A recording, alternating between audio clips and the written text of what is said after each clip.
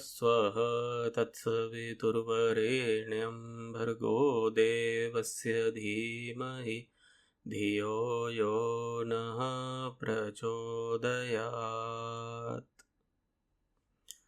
आपको सादर नमस्ते। आज हम ऋग्वेद प्रथम मंडल 15वें सूक्त के दूसरे मंत्र की चर्चा करने जा रहे हैं।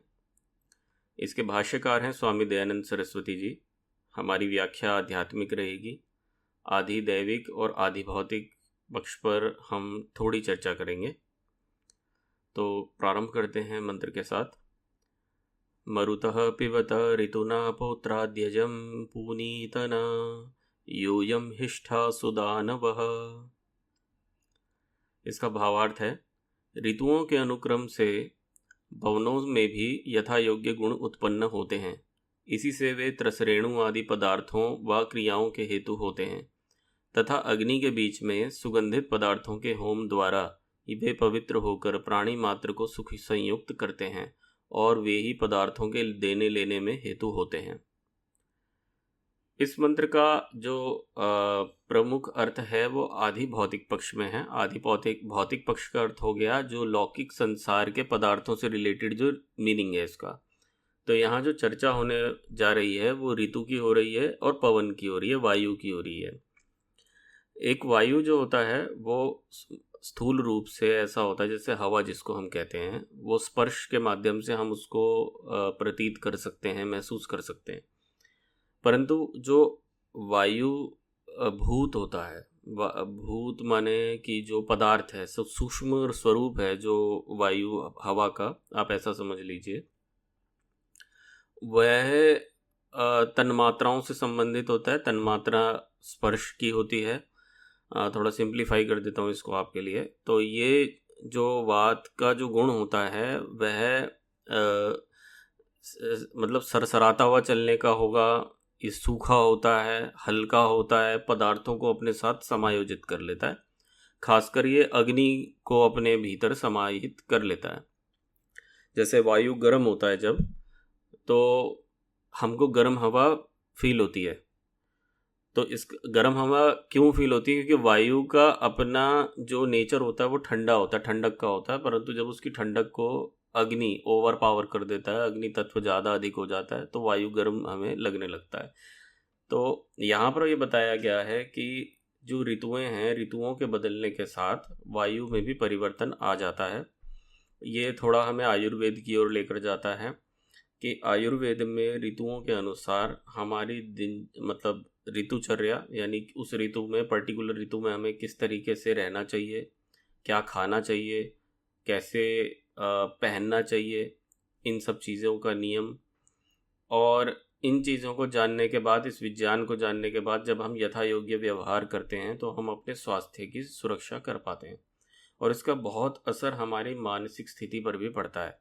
आप एक एग्जाम्पल इसे समझ सकते हैं। जैसे मान लीजिए बहुत गर्मी हो रही है और आपको ठंडक नहीं मिल रही, खाने के लिए ठीक से नहीं मिला, मान लीजिए पानी भी नहीं मिला, तो हम में से ज़्यादातर लोगों की जो मानसिक स्थिति है वो भी विकृत हो जाएगी।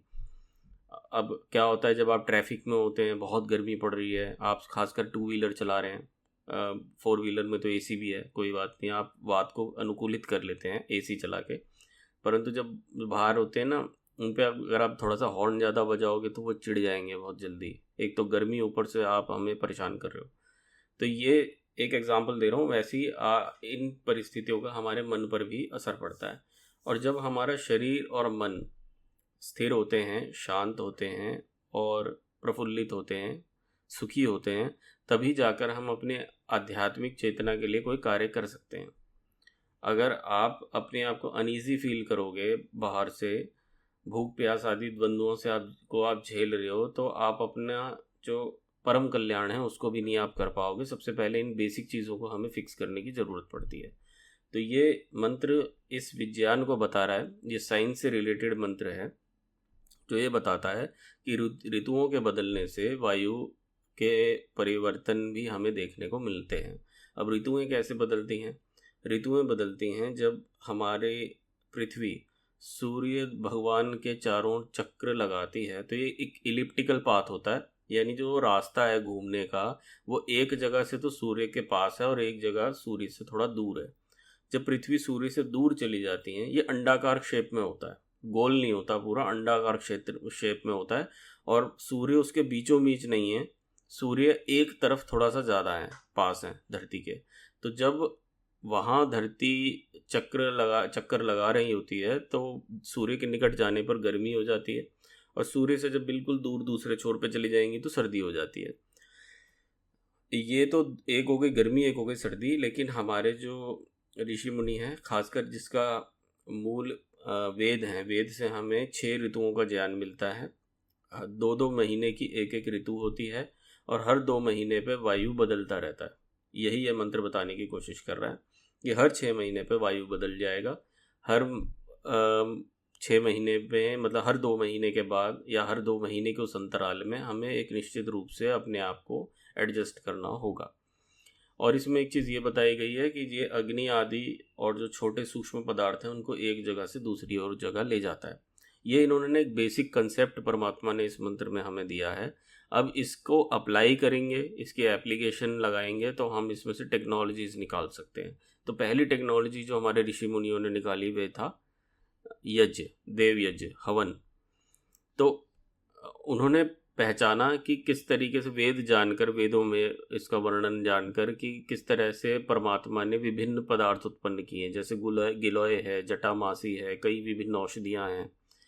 अगर मैं इसे खाऊंगा तो केवल मेरा उपकार होगा, परंतु जैसे लाल मिर्च को जलाने से सबकी आंखों में जलन मचती है, उसी तरीके से अगर मैं किसी अच्छी चीज़ का दाह करूंगा तो वह सबको उपकार भी करेगी। इसीलिए उन्होंने उसको फिर वेद मंत्र के साथ जोड़ा। उसमें और भी साइंस इंक्लूडेड है, परंतु अगर स्वास्थ्य की दृष्टि से की बात करें तो हम अगर किसी अच्छे पदार्थ को अग्नि के हवाले करते हैं, अग्नि में उसे झोंकते हैं, तो अग्नि उसको सूक्ष्म कणों में परिवर्तित करके वायु में मिला देता है। वही वायु जब चलता है ऋतुओं के, या मतलब आप कह लीजिए एटमॉस्फेरिक प्रेशर से, या जो भी एक्सटर्नल फैक्टर्स हैं एटमॉस्फेयर के, उससे जब ये वायु बहता है तो जहाँ जहाँ ये जाता है उन पदार्थों को भी अपने साथ लेकर जाता है।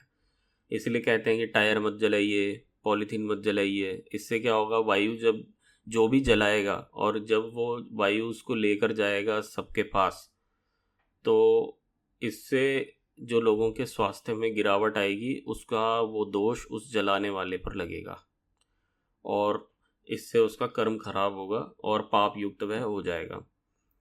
तो आज इस मंत्र का जो भावार्थ था उसको मैंने संक्षेप में समझाने की चेष्टा की है। आपको कैसा लगा, इसका अर्थ आप इससे सहमत हैं, असहमत हैं, कोई शंका है, समाधान है, तो नीचे कमेंट बॉक्स में अवश्य बताएं, मुझे उसकी प्रतीक्षा रहेगी। इसे धैर्यपूर्वक सुनने के लिए बहुत बहुत धन्यवाद। आपसे फिर मिलता हूँ एक नई वीडियो में। ओम शांति शांति शांति।